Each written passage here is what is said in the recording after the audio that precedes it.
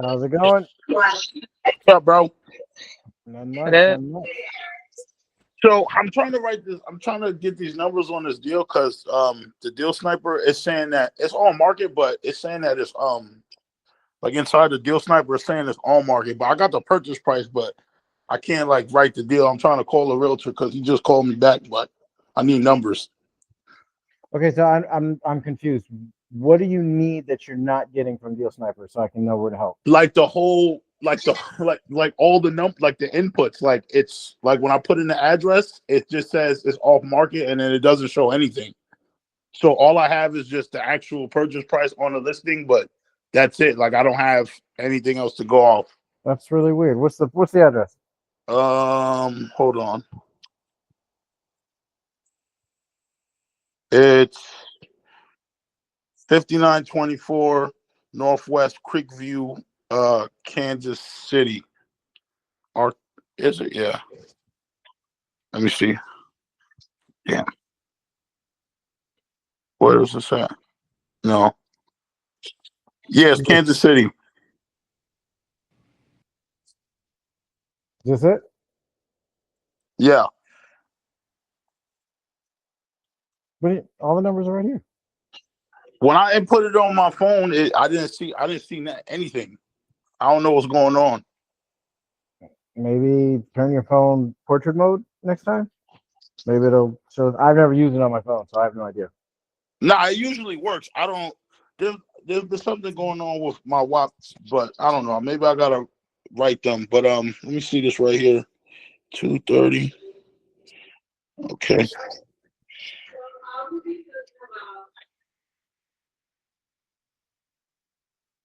Yeah, it's a decent deal. All right, let me screenshot this and put it in there. All right, thank you. No problem. Is that all you needed? Yeah. All right. Cool. All right, thanks. All right. Who's next? Tia, what can I do for you? What up, man? Not much. We smoked last week. My name's Smooth. I remember. I'm just. Oh, okay, cool. Oh, I'm wait a just trying minute. to Yeah. Hold on. That's not how to pronounce your name. Smooth. That's all right. I remember Smooth. Go ahead. Okay, so just like the questions that I've had with the agents, like objections, like why would we put it on finance terms if we could just lease it for that amount? And I'm going back to the spreadsheet and explaining like, well, it has been on the market for some odd days. So if if the seller wanted to do that, what was the reason why they haven't done it yet? Stuff like that. So I'm trying to figure out because every time I send some offers, that's kind of what I'm getting back. Like a lot of I'm not doing seller finance, and then I go and follow up with what you said in the spreadsheet, just for them to tell me, well, no, the deal doesn't make sense. They could just rent it themselves. And I'm like, okay, you're right. I don't know what to say to that. Well, I don't know. The first thing that you have to do is you got to understand that 95% of real estate agents, your first go around, they're going to say no. A lot of this is not to talk shit about agents. I love a good agent, and I don't like a bad agent, just like I don't like a bad wholesaler. So even a good agent may not truly understand what's going on or overinflate their ability to get a traditional offer, so they kind of sit there on their high horse a little bit. Like, no, I will never entertain that kind of offer. I'll be just fine. And it's a little delusional. So, or you know what? That they've already had the conversation with the seller ahead of time. They're like, look, I'm not taking any creative offers. I don't care how long it takes to sell it. I want cash only. You could be dealing with that. But 95% of people are going to tell you no. There's nothing that you're going to find or that I would be able to say to them or anyone would be able to say, Jesus would be able to say to them to make them change their mind if they're already set in their ways. All you can do is follow up with them. Okay. So well, once you've explained everything, it's no big deal. Once you've explained everything to someone and you've given them everything, they're like, oh, I'll just do it myself. All right, good luck. And I will. My favorite move is the takeaway because a lot of people, they don't expect it. And nowadays people don't expect you to follow through. You're definitely fucking with the wrong one, not expecting me to follow through. I'll turn away and I'll walk away from $100,000 assignment like it's nothing. I don't care. because I'm going to do it this way, and this is the way I'm going to do it. And if you don't want to do it this way, hey, no big deal. But you can do whatever you want. You're just not going to do it with me. Right. So that's what it boils down to. You know, and what you're looking for, again, you're not looking for 5% of every single 100 offers you send out to sign with you. What you're looking is for one, maybe two agents a month that understand what you're trying to do. They're okay with wholesaling, they vibe with you, and they're willing to work with you. And then you cultivate that relationship. So then it becomes less about sending out 100 offers a week and more just looking for one or two agents that understand, and maybe this deal doesn't work with them, but that's because of the seller. And if it was up to the agent, they would take the deal. So you just build a relationship with that agent instead. That's all. All right. Yeah, I've had about two people so far, tell me, "Oh, I'm so sorry, honey. Like, I literally tried to talk to the seller about creative financing, but I might have some other sellers that might swivel their head in that way. So I'll keep you in my contacts," is what they say. So that I'm still following up with them. Yeah. So I still follow up with them every 2 to 3 days, but I haven't heard anything back yet. But I got one who I told you last week was pretty much a warm lead. She's just on vacation, but she wanted more down on the down payment or more on the monthly payment. I think it was like, 1,600, and Deal Sniper was offering it 600, and he was saying that he needed, $1,200 to pay off like his mortgage or just it was something along those lines. So my question Well, that's refers the to other that. thing too. It's like if there's a mortgage, it's not a seller finance anymore. It's a hybrid. Okay. And Heard if on it's that. if it's a hybrid, that's fine. I mean, it can be a hybrid. You just okay. So there's a very easy way. Well, it's easy when you've been doing it for a while, and you guys will get it too. But when you're looking at a deal to see if their counter offer is going to work, if it's going to cash flow, I mean, I always recommend putting it in the calculator anyway. But it's real simple. Whatever the property will bring in for whatever exit strategy you're trying to, whichever exit strategy looks the best, whichever one you're actually going to be trying to sell to your investors, whether it's a long-term rental, short-term rental, mid-term rental, pad split, whatever that highest income that exit strategy is going to generate, you can only give the seller or the mortgage company about 50, maybe 55% of that. Any more than that, and the deal won't cash flow enough to make it a deal. Okay. So, for example, this property with the $1,200 mortgage, what's the rent for that property? How much will it rent for? Yeah, I don't know the exact numbers, but she said she's gonna get back to me when she gets back from vacation. But I'm thinking when she does, I don't know why my calculator isn't working. Like, I know you told me to download it to my drive, and then so you'd be able to implement the numbers yourself, but it's just not working. So maybe you when I download talk it to her, download it to your drive, and then you click on File in the top corner. Here, I'll show you. So if you go to the calculator and you click, this is if you're not able to edit it the way that you see me edit it. You just click on File, and then you click on Make a Copy. And when you click that, you can change the name to whatever you want. And then you click Make Copy. It'll automatically open up a fresh version that you will be able to manipulate. Okay. Now, you also have to make sure you're opening the calculator up in Google Sheets and not in Excel. You can transfer it over to Excel, but I'm a boomer, so I don't know how to do that. Okay, because that's what I was trying to explain to you last time. The file button, and then it took me to Google spreadsheet or whatever. It didn't give me the option to do what you were saying. So I don't know, maybe I'm not tech savvy enough, even though it seems real simple and I feel like I'm doing that. It's just, I don't know why it's not working. Well, I'll tell you what, once we're done and everyone else jumps off the live, then you can share your screen and I can try and see what's going on your end to see if I can kind of walk you through it. I'm not saying I'm any better, but if I'm seeing it, I might be able to see something that's like right there.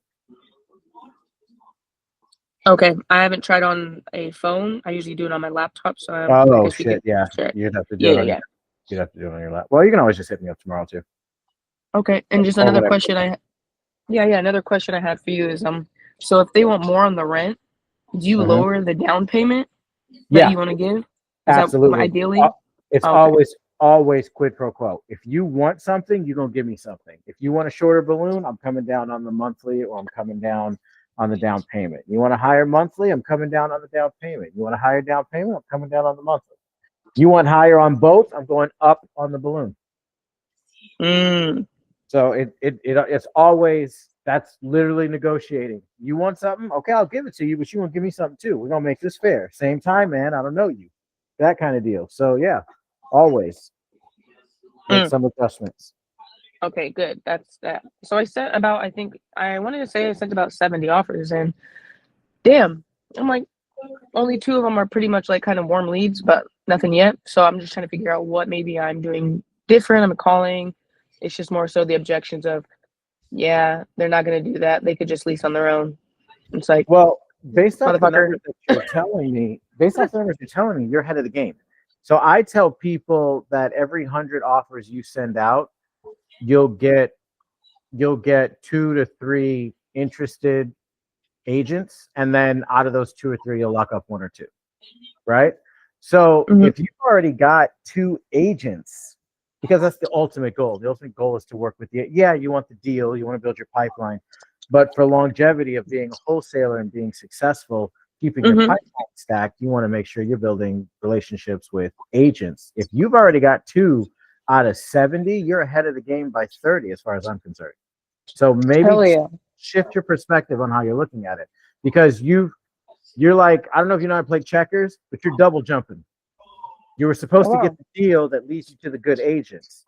Granted, you don't have the deals yet, but you found 2 good agents out of 70 offers. And I guarantee you, I don't even look at your numbers. If you sent out 70, you've probably only talked to about 20 of these people. Yeah, give or take. Okay, so out of 20 conversations, you've landed 2. That's good. Shift your perspective a little bit on how you're looking at your situation. You're not doing anything wrong. Okay, good copy. So how do you think I should just keep following up every like what week, or I don't want to like be an overbug, but that's the only thing that I was gonna say. Hitting them up every 2 to 3 days, that's a little much. Now you're gonna wear out your welcome. Okay, turn on that. So what I would do though is, since you've only got 2, and anyone who watches my content, I like to do things very upfront, very honest. However, my channel is called Conversation to Close, and I teach people how to talk to people. So always be honest, but I don't see anything wrong with calling these 2 agents and say, hey, just wanted to let you know I really enjoyed our very limited interactions. Out of all the agents I've talked to, I've chosen you that I'm going to send lunch to for either yourself, or I can send either pizzas or donuts or muffins to your office. I am obviously out of state, so if you just let me know how you want to do it, pick whatever you want off of, whatever you've got smooth. So Uber Eats or Grubhub, whatever. And you spend like 30, 40, they don't need to know that you're going to send it to both of them. They don't need to know that. They're like side chicks or side dudes. Like they don't need to know about each other for you to use the same terminology, because it's true. You do appreciate and you do want to continue working with them. You do want to reward them and encourage them to work with you. Introduce yourself to the rest of the office. Maybe other people in that office would want to say, hey, who sent you lunch? Oh, this wholesaler I'm working with. Yeah, she's smooth as hell. Hell yeah. That's a good perspective, man. So absolutely. Yeah, maybe instead of the next time you call, and here's the other thing too, when you're reaching out to them, you don't always have to ask for something. You can always just like tomorrow, Google whatever these agents, whatever city they live in, whatever town, Google what's going on this weekend, what big thing is happening, and then hit them up. You're not asking for nothing. You're just saying, hey, how's it going? Hey, you know what? I found out you guys are doing X, Y, and Z this weekend out there. That's nice. I hope you go get to see that. Have fun. Have a great rest of your day. That's it. You're not asking for shit. You're just checking in. When they got something, they'll give it to you. Otherwise, they're lying to you, and you won't find that out until down the line anyway. So right now, they said they'd send you something. All you're doing is just making sure they don't forget about you without sounding like you're thirsty. Right. That's a good perspective, man. I appreciate it. Like it's you just you gotta literally be your name. Just be smooth about it. Hell yeah, man. Or well, I'll check back in with her name is Whitley. She gets back from vacation, so I think it's about this Friday. It's been about a week. So she said after that she'll be connecting with the seller and pretty much getting the number of what he wants down and if it makes sense because I think I was gonna offer him 17 and I would have made a 65 deal from it. But if I could lower it, if they want a higher payment, then I could possibly make 8 to 10K. So but he said he's motivated. He's open to creative financing. That's just that. He just wants the terms to be all right, makes sense for him. So he's not paying out of pocket. That's the only concern. Just make sure that they understand that they know you're wholesaling it, right? I will re-bring that up so it makes sense that I can't give you this full price because it wouldn't make sense to my investor or my buyer because he won't make cash flow. Like, it's got a cash flow. As long as it cash flows, Mr. Seller, Mr. Realtor, Mrs. Realtor, whoever the fuck is listening, as long as it cash flows, we can make anything work. But if it doesn't cash flow, they're not going to buy it. And I'm not wasting my time and I'm not going to waste your time. As long as they know that up front, then negotiate until they're fucking blue in the face. You just got to give them the parameters that you can negotiate in. It's like playing tag and setting boundaries. Nah, motherfucker, you can't cross that street. We're going to stay right in here. Anywhere in here, it's fair game. Same thing with the ranges or what you're willing to offer or the seller's willing to go. I can go here on the monthly payment, max. I can go here on the down payment, max. I can go here on the balloon, minimum. All of within that, play with it. Whatever you need, I'll get it for you. Hell yeah. And just to close this last conversation, so my last question is the cash on cash and ROI accurate on Deal Sniper? When you plug it in and you type no for the mortgage and it spits out that number on the long-term side. No. Is that accurate? Okay, dokie. No. I still have to put it back in that calculator thing, right? Yeah, but there's a little hack that you can do. So for example, I'll go back to this one because I think this last one I looked at was pretty decent. So instead of I don't recommend anyone uses this calculator before they send the offer out. People shouldn't be using this calculator until they've already had a positive conversation with the real estate agent and they're negotiating. That means, yes, they know you're wholesaling it. Yes, they're okay with creative. Now we're just trying to narrow down terms. Then you use this. In the meantime, as long as either the Section 8 or the long-term rental cash on cash return is above 5%, you're good. Either one. Both of these are above 5%, so they're good. Here's another thing too. If your Section 8 is better, like this one, and you do want to use the Deal Machine calculator, you're not using this rent. You're using the Section 8 rent, which is right here. You notice it's higher. That's why the cash on cash return is higher. Yeah, because that cash on cash return for this property, I think it's at 8% or it was 7. It was 8 or 7, I believe. I don't know. I don't remember, but I'm going to go look after this so I can make sure I'm not going to get my hopes up if it's super, super low. But I think it is pretty high. So fingers crossed it is, and I'm not wasting my time. But if you need any help, you can always screenshot your input page and then screenshot whatever corresponding, whatever type of deal it is. Screenshot that and just DM it to me. I'll literally take a look at it and I'll be able to tell you if it's good or not. And if it's bad, I'll tell you what to change. Okay, cool. Thank you, man. I appreciate you. Hell yeah. No worries. Alrighty. All right. Who else needs help with anything?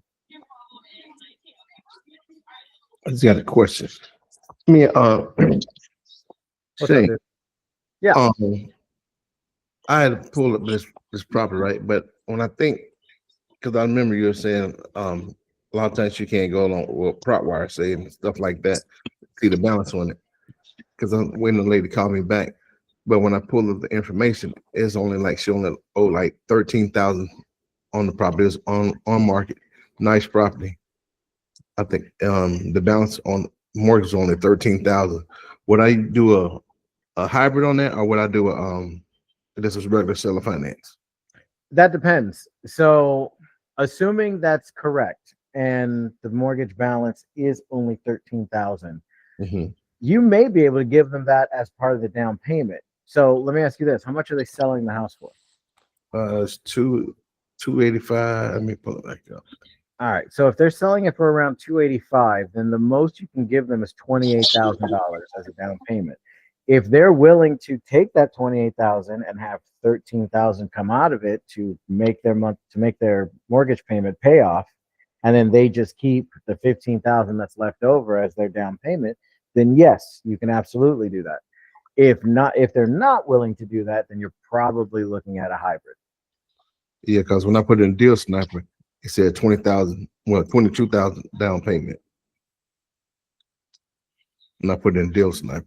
Right. Well, Deal Sniper gives you guys like very strict margins, but as far as the max you can give is 10% of the purchase price. Purchase price is 285,000. 10% of that's $28,500. So that's technically the most you can give them. Mm-hmm. Gotcha. And then of that, assuming they're okay with it, 13,000 will be pulled from escrow and to pay off their mortgage, and they would be left with the $15,500 as their down payment. So it's very important that they understand that they're not getting the down payment is 28,500, assuming you go that high, but they're not walking away with that. They're only going to be walking away with 15,500 because the mortgage. Right. Now, if they have a really good mortgage rate and monthly payment, then technically you can do a hybrid and sub to the 13,000, which could be a potential value add for the investor, because once that mortgage payment falls off and the seller finance monthly payment is already in the contract, then it'll immediately raise the cash flow, even if they're at a loss for like a year, but that's up to the buyer. Okay. Cool. Because I was wondering, how would I do a seller finance on, when the balance is not that much? Yeah, no, you wouldn't. You have to. First of all, are they open to creative financing at all? Yes, I'm waiting. Okay. Me call back. I'm waiting an agent to get me called back. Okay, and then let me ask you this: do you know what the monthly mortgage payment is and the interest rate? No. Okay, so we need that. Once I get all that, see what the regular. I want to know exactly what the balance is and the PITI is. Yes, sir. Okay, and hopefully she won't. And the interest rate. The realtor won't. So a lot of times, do you mainly do 2% to the realtor if they ask for anything, or what's the max you do? 2 or 3? Or do you bring it up? It really depends on the situation. If the numbers allow it, I'll give the real estate agent as much as I can, up to 3%. Okay. Because technically, we don't have to we shouldn't be giving the agents anything. We didn't sign a contract with them. Whatever they're scheduled to be paid should be coming from the seller. However, I do understand that, yeah, the seller agreed to pay that 3% commission when they thought they were getting $285,000 at closing. They're not getting that now. Now they're only getting 15. So now they got to pay the 13,000. So they're left with 15, and then they got to pull out another 9,000 to pay the realtor. So I get it. So I like to help the seller out, which will ultimately help the realtor out, which will get you guys in good graces with the real estate agent so that they will send you more deals. So yeah, but it's usually up to 3% as long as it doesn't fuck up the deal. If it fucks up the deal, there's no reason giving them anything because it's not going to close. So a lot of times the double dip on them, they really. I mean, again, if the numbers allow it, I'll pay people every dime that I can. It makes no difference to me. Right. I'm in it to make a certain amount of money per deal. I don't need thousands upon thousands upon thousands per deal. Right. So if I can give the rest away to make the deal happen, yeah, I'd rather have something over nothing. But if it's going to kill the deal and they're wanting to be greedy, well, go be greedy with this property they're going to sell. I'm not wasting my time on that. Right. Gotcha. All right. Thank you. No problem. Anybody else have any questions? No. All right. Just want to, I'm bringing up this property now, actually, just to see if it makes sense. Like I said, I know you said don't overdo it. The seller, she is super like bubbly though. Like she's just like, oh yeah, and how's the weather over there and this and that. I'm like, oh wow, this is like the first agent out of 60 or whatever I talked to that's actually giving me some type of conversation. So I'm really trying to keep on good ends with her. So yeah, but she was asking me about the what's it called? sorry, I'm having a brain fart. I've been on this damn computer all day. She's pretty much asking about the buyer stuff, like, buyer information. And I did tell her before you told me don't lie about it, but that's when I did say that. Yeah, oh, yeah, all that buying stuff. We'll have all that stuff. When we sign something, but knowing damn well I'm not, because I'm not. Yeah, I don't got the the funds. easiest So the easiest answer when a real estate agent or seller, if they're okay with your wholesaler, but they're like, oh, well, I want your buyer's information. No, because we sign NDAs with all of our buyers. We're not going to just give out their personal information. That's not going to happen. surely, I told her that too, so she knew about that. But she was just saying, yeah, just to make him more comfortable, you probably want to see the funds up straight. And I was like, yeah, well, at the end of this or something signed, then we'll figure something out. Pretty much. Yeah, I So mean, the bottom line is we'll turn in the POF once we have a buyer. And I do. I'm very, very upfront to the point where some people don't fuck with me, and I don't care. We're gonna do it this way because we're not gonna waste time. And here's what I mean by wasting time, Mr. and Mrs. Real Estate Agent. I could give you a POF right now that has no bearing on if we're gonna close this deal or not, because that POF will either be my POF or a buyer that I think wants the deal, but I haven't had a chance to talk to them yet because I don't have anything in writing to show them. Once I have something in writing to show them, and then I get a POF, I know we are going to close this deal and I can move forward. If I can't, everything is all speculation. So if you wanted me to hand you a bunch of smoke and mirrors, then yeah, I'll email it over to you right now. Because that's good all. copy. Or as I'm looking at this, I typed in this address. So the Section 8 rental sits cash on cash in -7, but on the long-term rental, it says cash on cash return is 8.5, and the ROI is green of 30%, and the cash flow on the Section 8 is 347. So what do you think about that? So you said the long-term rental has the positive 8% cash on cash return? Mm-hmm. Yeah, then you're good. Only one of them okay. has to work. It doesn't have to be both. Oh, okay. Cool. Like if it's a, I don't want to say ghetto. Fuck it, I can say ghetto. I grew up in a ghetto area. If it's a ghetto area, it'll be better for Section 8. If it's a nicer area, ritzy area, it's not going to be Section 8. Section 8's going to be shit. But the long-term rental will be good. As long as one of them works, it's fine. Okay. So I just looked through my notes, and sorry, I feel like I'm asking a lot of questions, but I just want to make sure I'm just doing things right. It's literally I did say what this thing is for. Don't even worry about it. True. All right, so it says no mortgage, right? Because I asked her that. That's what the notes say, and then it says about $1,200, $1,300 a month is what he's paying. And on my notes, it says he doesn't want to keep paying that. So that's why she wanted me to up the offer on the payment that Deal Sniper is saying. But that's the confusing part. So if there's no mortgage, what is he paying $1,200 a month to? I think that's like the tax and the insurance or the PITI stuff that you were talking to me about. It Well, has to be, because what else? PITI stands for principal, interest, tax, and insurance. Principal and interest comes from a mortgage.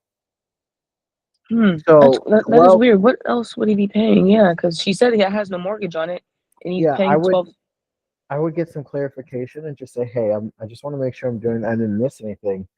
But if you told me it has no mortgage, but he has a $1,200 a month payment, what is that $1,200 a month payment going towards? And then you could throw out a couple of things. Is it like back liens, taxes, back taxes, something like that? Or is it a solar system that's on his roof? Like what is that for? Even though if you know he already doesn't have a solar, which you're just giving reasons to kind of grease the wheel so that they'll spill what it's actually for. Plus, people have a correction bias. If you keep saying the wrong thing to the point they'll consciously and subconsciously have to tell you, no, motherfucker, it's this. And then it doesn't matter what they say as long as you have the right answer. Right. And let's say hypothetically it is whatever it is $1,200 a month. I was gonna offer her 15,000 down, but now should I reduce that and maybe do 13 down or something like that if I'm giving you more of a monthly payment? My end's higher, or just leave it? I would let her decide. I would tell her, say, well, look, for my investors, I can't do both. I can't do a higher monthly and the down payment that we have. So how much higher monthly are we looking at, and how much lower on the down payment can I go? Because one of them has to go. I can go up on either, but I can't. One of them has to go down. Otherwise, the investor's not going to want it, and we're just spinning our wheels. Right, because this could be a big deal for me. You know, it says anywhere from 7 to 9K. So I'm like, this is life changing. So I want to stay up on it. I'm gonna stay I up on get it. it. I get it. But I'm going to tell you something from experience. As much as you want that deal, being upfront and honest about whether it's going to, I mean, you got to put your foot down, because if you promise them all this shit that you can't deliver, you're not going to get any of that money anyway. It could say 70,000. Doesn't matter. You're not going to get it. Right. So you can't go more than what an investor will pay for it when it comes to down payment, monthly payment. You have to make it a good deal. Otherwise, why is an investor paying you that $7,000 to $9,000? What did you do? You just brought them any deal that they could have gotten themselves. Facts, because I know you were saying that 10% is what they're willing to pay, right?